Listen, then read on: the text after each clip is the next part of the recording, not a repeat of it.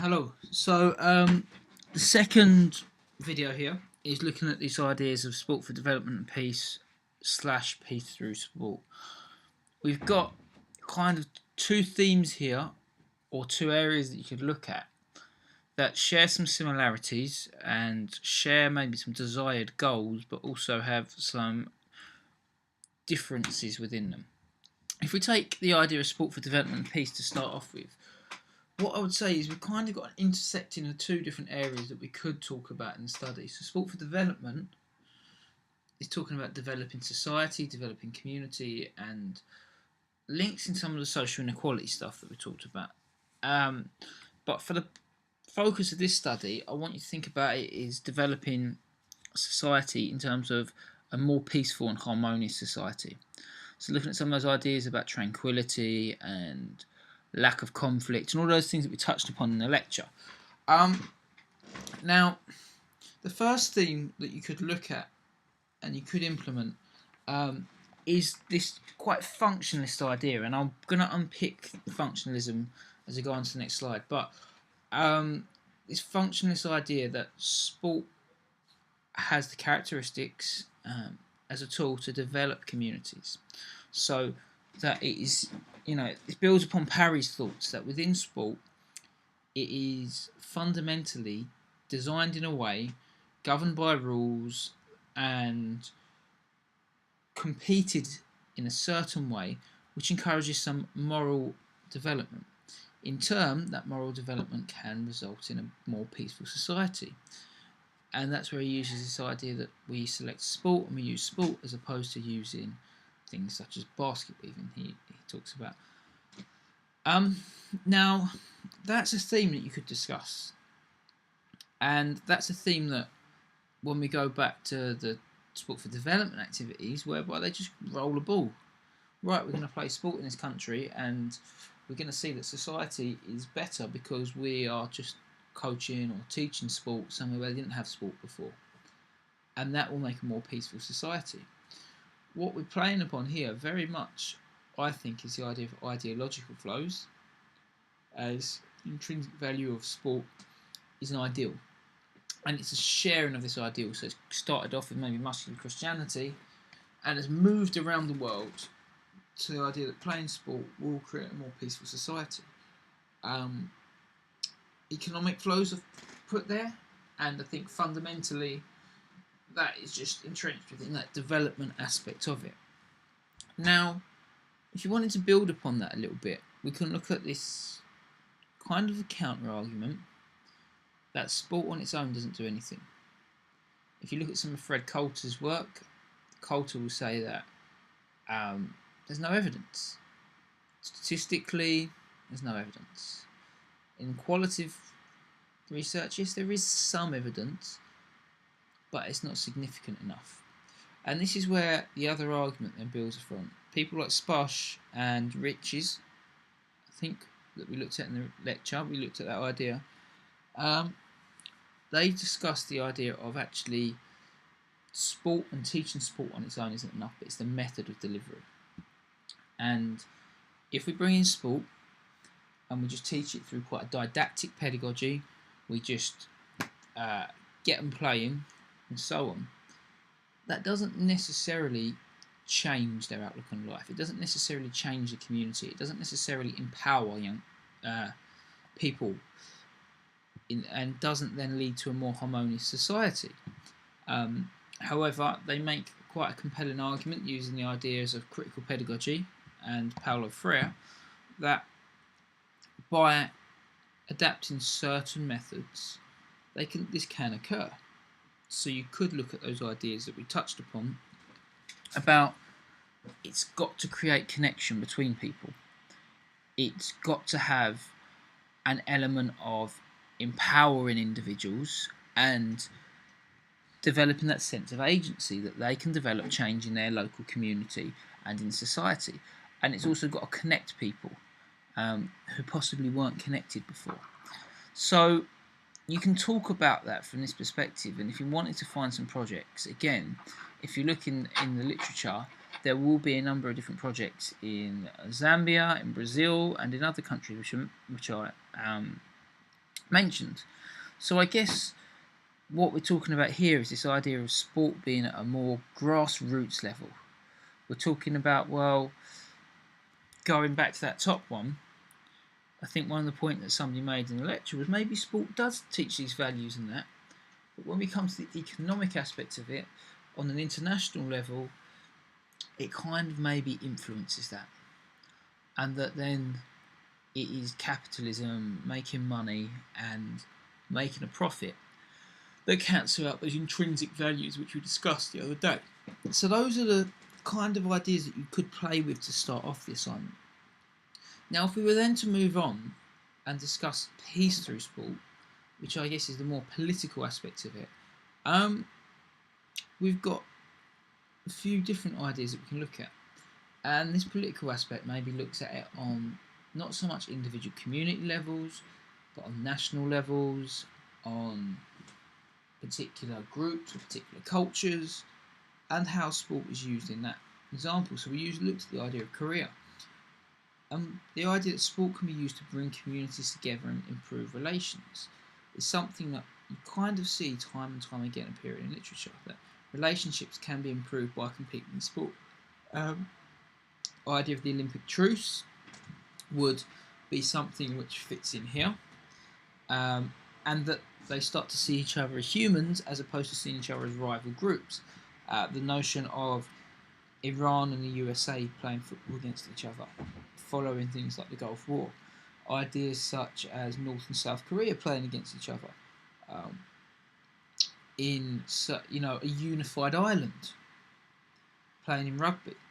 So in football we've got Northern Ireland, we've got the Republic of Ireland, we've got rugby, and we've got a unified Ireland playing together. Does that share bring people together? Okay. Now, I know we touched on some of the arguments, and some of the arguments said that these possibly serve as a distraction. And again, these are all examples that you can discuss, and I would encourage you to argue both sides of the problem, or both sides of the debate, sorry.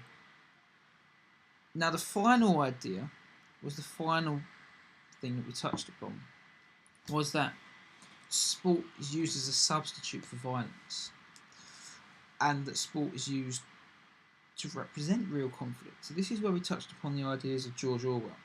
Now, what I want to reinforce is that George Orwell has been very quoted on this, and George Orwell has written that one article on this.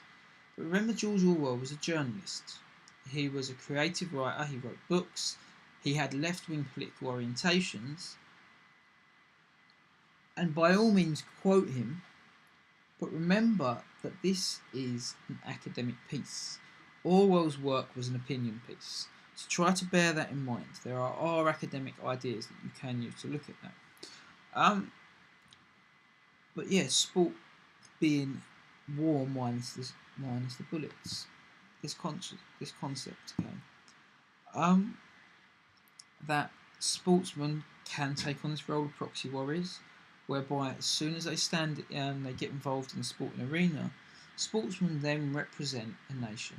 By representing a nation, they are representing the political standings of that nation, whether they decide to or not, is one argument. The flip side of it is that they should be neutral.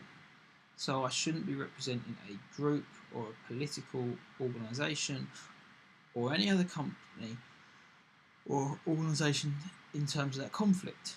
That just by competing for the USA, I'm not necessarily supporting their stance on a certain aspect of their political agenda.